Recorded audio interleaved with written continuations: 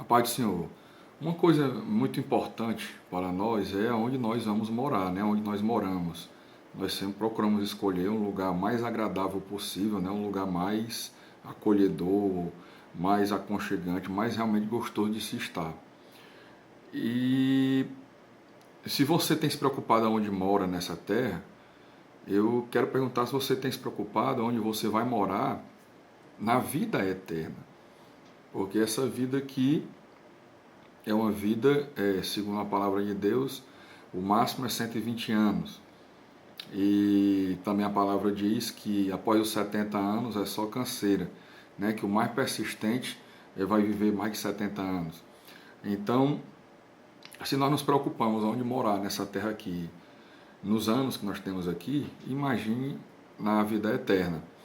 E a Bíblia é muito clara também ao dizer que você tem duas escolhas, duas moradas. E quando eu falo que morada é literal, é morada, é local físico para residir, para morar, né? Eu posso ver aqui em Apocalipse 20:11, né, a revelação que o apóstolo João teve, ele diz o seguinte: eu vi um grande trono, branco, e aquele que está sentado nele. A terra e o céu fugiram de sua presença e não foram vistos mais. Vi também os mortos, tanto os importantes como os humildes, que estavam de pé diante do trono. Foram abertos livros e também foi aberto outro livro, o livro da vida. Os mortos foram julgados de acordo com o que cada um havia feito, conforme estava escrito nos livros. Aí o mar entregou os mortos que estavam nele. A morte e o mundo dos mortos também entregaram o que eles tinham em seu poder. E todos foram julgados de acordo com o que cada um tinha feito. Então a morte e o mundo dos mortos foram jogados no lago de fogo. Esse lago de fogo é a segunda morte. Quem não tinha o seu nome escrito no livro da vida foi jogado no lago de fogo. O lago de fogo, né, a palavra nos diz que ao ser humano foi dado viver duas vezes, né? Nós nascemos, né? Temos nossa vida terrena e tem a segunda vida, que é a ressurreição para o julgamento, né? Alguns terão a segunda morte, que será lançado no lago de fogo, que não apaga de noite, que é reservado a Satanás e aos seus anjos caídos. Então essa é a primeira morada que você pode escolher, que você tem escolhido, na verdade, você já tem escolhido. No passar dos anos da sua vida, você já tem escolhido algumas das duas moradas. Infelizmente, muitos têm escolhido essa morada aqui, que é o que chamam de inferno, né? Que é o lago de fogo, que não apaga de noite, e que é a segunda morte. Essa aqui, pessoas irão passar a eternidade aqui, a eternidade nesse inferno, junto com Satanás e os seus anjos caídos. E é a eternidade mesmo, não vai perecer, ele vai ficar sofrendo, né? Vai ter pele, vai ter ossos, vai sentir dor queimando, né? Tanto que a palavra diz que será tanto sofrimento que só ouvirá choro e ranger de dentes. As pessoas com pouco tempo perderão o fôlego até para gritar. Será choro e ranger de dente, né? E a segunda opção, né, nós temos em Apocalipse 21, onde diz: então vi um novo céu e nova terra. O primeiro céu e a primeira terra desapareceram e o mar sumiu. E vi a cidade santa, a Nova Jerusalém, que descia do céu. Ela vinha de Deus, enfeitada e preparada, vestida como uma noiva, que vai se encontrar com o noivo. Ouvi uma voz forte que vinha do trono, ao qual diz: agora a morada de Deus está entre os seres humanos. Deus vai morar com eles, e eles serão os povos dele. O próprio Deus estará com eles e será o Deus deles. Ele enxugará dos olhos deles todas as lágrimas. Não haverá mais morte, nem tristeza, nem choro, nem dor.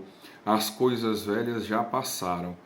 Aquele que estava sentado no trono disse: agora faço novas todas as coisas. E também me disse: escreva isto, pois estas palavras são verdadeiras e merecem confiança. E continuou: tudo está feito. Eu sou o Alfa e o Ômega, o princípio e o fim. A quem tem sede darei água de beber de graça, da fonte da água da vida. Aqueles que conseguirem a vitória receberão de mim este presente. Eu serei o Deus deles e eles serão meus filhos. Então, aqui é a segunda morada, né? É a segunda opção de morada que você tem. A primeira é o lago de fogo, que não apaga de noite. E a segunda opção é a Nova Jerusalém, que é uma terra que está sendo preparada por Deus para que todos aqueles que nele creem, né, que creem em Jesus Cristo, no seu Filho unigênito, não pereçam, mas tenham vida eterna e residam nessa cidade. Né, nessa cidade onde o próprio Deus estará presente. Você poderá ver Deus face a face. Né? Poderá conversar com Deus, conversar com Jesus Cristo, que estarão conosco. Né? Então você tem que entender o seguinte: não é por meio de obras, não é por meio de ações humanas que se salva, de bondade humana, porque a palavra diz que ninguém é bom, apenas Deus é bom. Então por que ele fala aqui que cada um foi julgado segundo as suas obras? Porque quando você é julgado pelas obras, eu ou você somos julgados por nossas obras, nós estamos mortos, nós estamos condenados, porque a palavra é muito clara ao dizer que a salvação não vem de obras, para que ninguém se vanglorie disso. E também diz que não existe nenhum justo. O único justo que pisou nessa terra foi Jesus Cristo. No planeta Terra, o único justo que pôs a planta dos pés foi Jesus Cristo. Então, todas as demais pessoas, eu, você, a palavra diz que nós estamos destituídos da graça de Deus por meio do pecado, ou seja, estamos destituídos da presença de Deus. Isso é muito grave, porque a ausência de Deus é inferno. Então como é que alguns são julgados pelas obras e são lançados no lago de fogo e outros não? Aí nós temos que ir aqui para João 14, aonde ele diz: não se turbe o vosso coração, que o próprio Jesus falando, não se turbe o vosso coração, credes em Deus, crede também em mim. Na casa de meu pai há muitas moradas. Se não fosse assim, eu vos teria dito, pois vou preparar-vos lugar. E se eu for e vos preparar lugar, virei outra vez, e vos levarei para mim mesmo, para que onde eu estiver, estejais vós também. Mesmo vós sabeis para onde vou, e conheceis o caminho. Disse-lhe Tomé: Senhor, nós não sabemos para onde vais, e como podemos saber o caminho?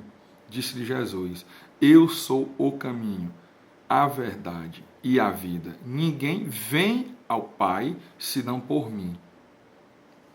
Então, Jesus Cristo, o próprio Jesus Cristo explicou isso. Quando ele disse aqui em João, ele disse: não se turbe o vosso coração, creis em Deus e creis também em mim, foi porque ele estava conversando com os apóstolos estavam tristes, estavam com o coração turbado. Por quê? Porque ele acabara de dizer em João 13, 38 para Pedro, que Pedro iria negá-lo.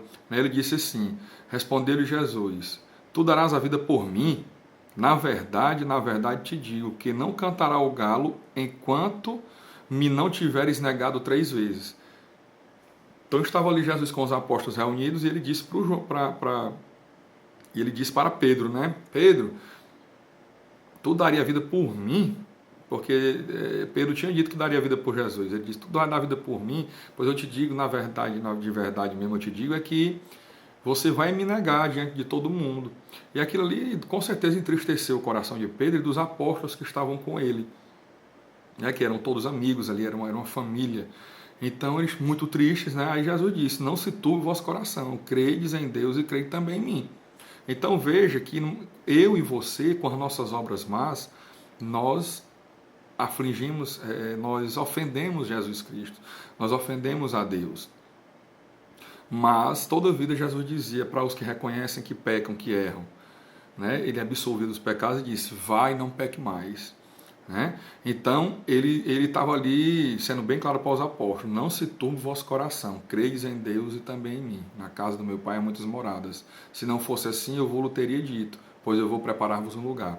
Porque se não fosse assim, Jesus diria: vocês estão condenados, acabou, vão para o inferno, que é o lugar de vocês. Porque Jesus não media palavras, como ele disse o próprio Pedro uma vez, quando Pedro quis dizer que Jesus para ele não ia ao sacrifício da cruz, ele disse: afasta-te de mim, Satanás.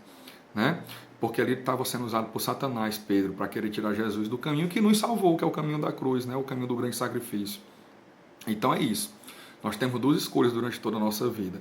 Né? Muita gente vem fazendo, já fez essa escolha de forma involuntária, sem ter até mesmo a plena consciência, porque consciência tem. Né? Nós sabemos sempre o que é certo e errado. né, a condição de se autodeterminar com esse entendimento é que nós vamos adquirindo com o passar dos anos, né? A criança, o adolescente vai tendo, o adulto aí sim tem condições de se determinar, autodeterminar com esse entendimento. Mas o certo é isso, infelizmente muitos estão escolhendo o caminho da morada eterna no inferno, no lago de fogo que não apaga de noite. Mas também, graças a Deus, também tem aumentado o número de pessoas que têm escolhido viver na Nova Jerusalém, na cidade que está sendo preparada por Deus para que nós habitemos com Ele. E o caminho para essa cidade está aqui. João, se você quiser ler aí, João 14, né? João 14, a partir do 1, você vai ver que ele diz que eu sou o caminho, a verdade e a vida. Ninguém vem ao Pai. Por que ele fala vem, não fala vai ao Pai? Porque ele mesmo é o Pai, né? A Santíssima Trindade, Pai, Filho e Espírito Santo. Então, ninguém vem ao Pai senão por mim. Então é isso. Façam agora conscientemente, após ver esse vídeo, você não tem mais como dizer que está inconsciente. Né? Você já está consciente de que as nossas obras, a minha e a sua, são iguais, são más, nós estamos condenados, nós não merecemos nada mais do que a morte. Né? Eu vejo algumas pessoas dizer, mas eu mereço ser feliz. Espiritualmente não. Né? Espiritualmente nós não merecemos nada mais do que a morte, porque não existe um bom sequer. Mas pela graça de Jesus Cristo, que deu a sua vida na cruz do Calvário, aí sim, aí nós merecemos por meio dele, porque é um favor imerecido, né? Por meio do sacrifício de Jesus, do sacrifício dele, é que nós passamos a ter o favor imerecido, que é a salvação e a vida eterna e a morada na Nova Jerusalém. Então espero que você escolha morar numa mansão celestial e não no inferno. É uma semana abençoada.